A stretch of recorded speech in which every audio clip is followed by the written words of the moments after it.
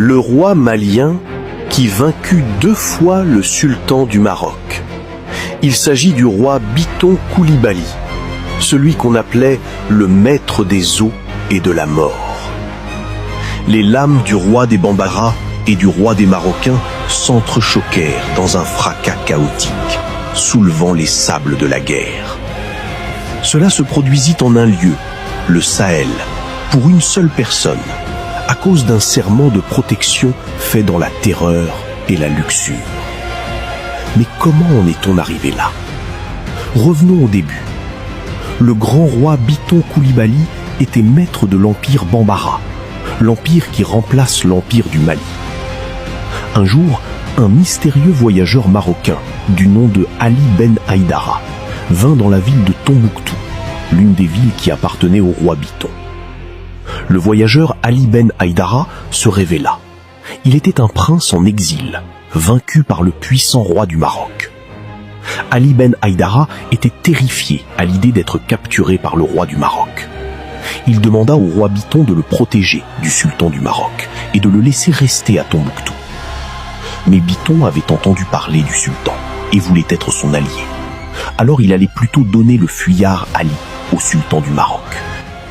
Mais Ali Ben Haïdara, déterminé à gagner la protection, envoya ses fidèles implorer la protection du roi Biton. Puis Ali offra au roi Biton plusieurs des femmes de sa suite, afin qu'elles soient les concubines personnelles du roi, qu'il jouisse d'elles autant qu'il le désirera.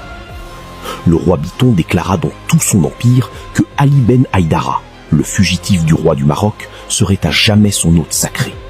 Personne ne peut lui faire de mal à partir de maintenant. Mais le sultan du Maroc, Moulay el-Réchid, ayant appris que Ali Ben Haïdara était à Tombouctou, envoyait des messagers pour aller s'emparer de Ali Haïdara.